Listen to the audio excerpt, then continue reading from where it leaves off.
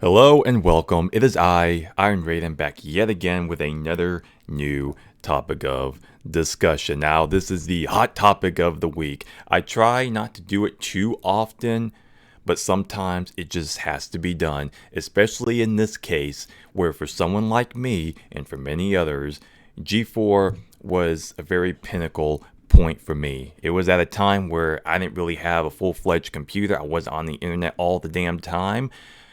This network was there. This network was my outlet to a lot of the stuff that I loved. Video games, movies, just all that good stuff. When I first started watching, it was probably right towards the tail end of G4 Tech TV, because even prior to that, it was just Tech TV, I believe, and then G4 Tech TV, and then eventually just G4.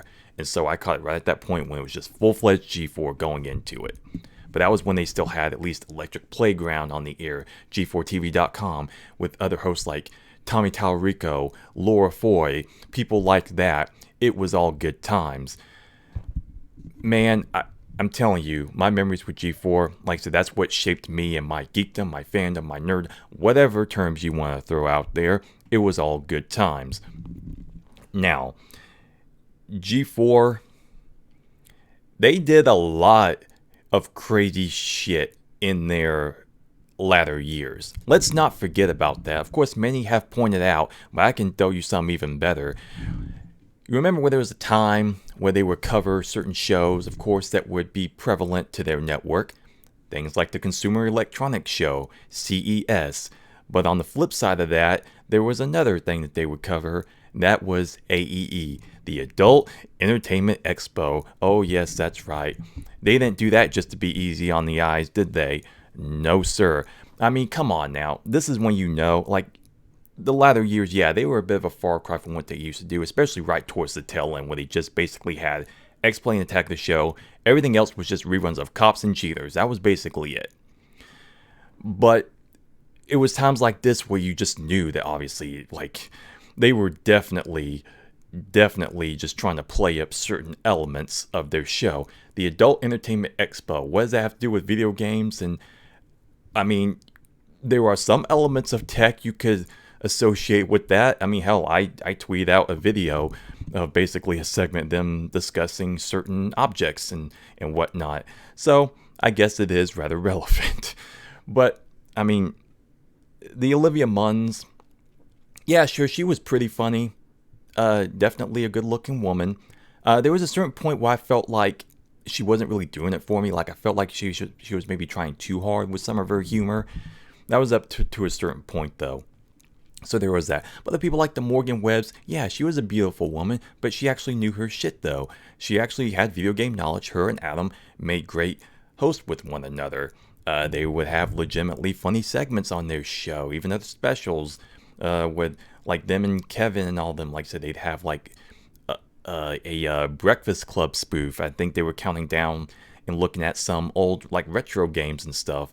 Every year they do maybe some type of Halloween special. They did it like a Saw parody. I remember Kevin being in like a Virtual Boy trap.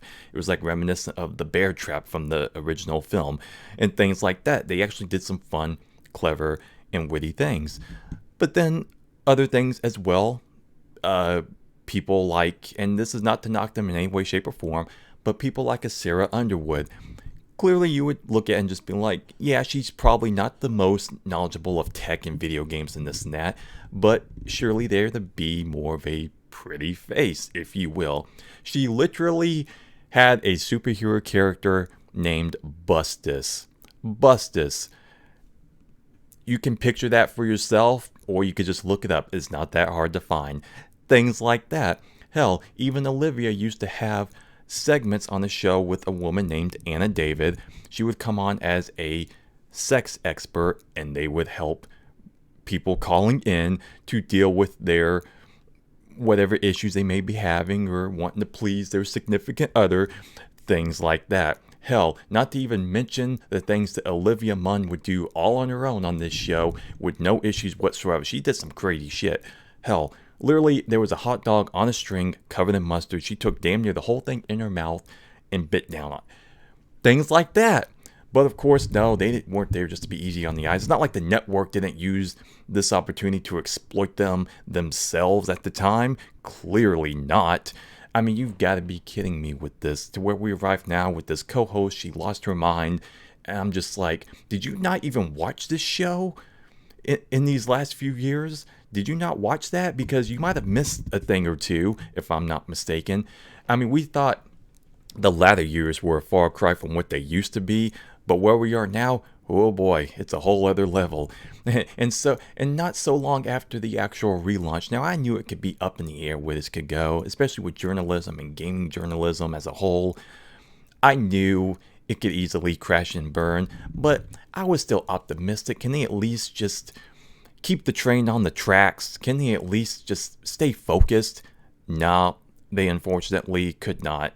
And now, because you let one or two trolls might have said something out of line, use that to cover the entire fan base. And people like Adam, people like Kevin, it pains me to have to say this, but you guys should know better. You guys were practically internet gods, if you will. You know, you were the only network on the air that really covered this type of stuff. You were the guys that easily came across, especially Kevin, you could just kind of shoot the shit with, discuss this type of stuff, and have a good old time with. And then you arrive to now, and then they clearly, for some reason, don't know what an internet troll is, or don't know, like, where the internet hate could easily have a line drawn in the sand for. I mean, you should honestly know better. I mean, like I said, G4 for me, that was a huge pinnacle point. It even got me to watch Late Night with Conan O'Brien. And I was still standing by that Conan O'Brien, a little bit of a tangent here, is one of the best, if not the best, late night talk show hosts. He doesn't get overly political. He doesn't tweet all kinds of nonsense political stuff. He was actually quite funny, quite clever, quite self-aware. He'd always poke fun at himself. And he'd always find ways to like reinvent himself in a lot of his segments. And I personally have G4 to thank for that, because they once aired the Triumph the Insult Comic Dog special. It's actually really funny. And that made me want to go on and watch Conan O'Brien and stuff. And then the rest of that was history. Things like that. And yeah, and other things where they weren't so focused on tech, like a couple years in a row, they would do 420 specials. They'd like go to Jamaica and Amsterdam. They'd air Cheech and Chong, Half Baked, and doing things like that. Tech related, not so much, but hey, it was still all well and good. At least it was fun. At least it was something, right? But then it's just like they got so far away from what they were. Of course, that was their eventual downfall. And then, like I said, you arrive to now, they look even worse now, completely destroying what little bit of legacy that they had left. Even later hosts in those later years, people like the Candace Baileys, very, very nice and charming personality. They didn't like sex her up and anything. She was just nice. Other people like Jessica Chobot, they were legitimately good. And I remember even like when I first started Twitter, like I said, this was back like 10 years ago. And I remember I actually put out a tweet, because this is right after Steve Jobs had died from Apple. And I put out a tweet, and Candace Bailey actually read my tweet on the air as they were discussing it right after that had happened. I actually have memories like that. And even when Jessica Chobot, she had that show with Ryan Dunn from Jackass, and it was a fun show. Was it really G4 centric, at least what it should have been, like Tech TV? No, but it was still like a fun little show that they had. I remember her going on AOTS and discussing after Ryan had tragically passed away and things like that. Just genuine memories like that, where I'm just like, yeah, it was a real shame, because, you know, we saw some of the last few things that Ryan had done, and just seeing her like that, you know, it was heartbreaking to see. And like I said, they did have a lot of good, genuine stuff. Code Monkeys that came later on, this 8-bit little cartoon. And if you we actually, like me and my girlfriend, we watched that a few months back. And I didn't realize just how actual, like, non-PC that show actually was. Like, hell, they would not have the balls to even air that now. But that show was actually genuinely funny. But they did have some good original things like that before it just became all cheaters and cops. And hell, I think even for a period of time they aired reruns of The Man Show and things like that. Be like, yeah, I don't know if they would accept that so much now. So for this host to be going off the rails and then acting like this, like everyone else seems to be doing nowadays. It just seems to be the hot thing to do, is to attack your fans just because an asshole or two just stepped out of line. All of a sudden, the rest is just unacceptable. And this stuff has got to stop. It has absolutely got to stop. I mean, what a way to just destroy what little bit maybe integrity this, bringing the G4 brand back. What little bit you could have had left for that, you completely destroyed in the matter of just like months.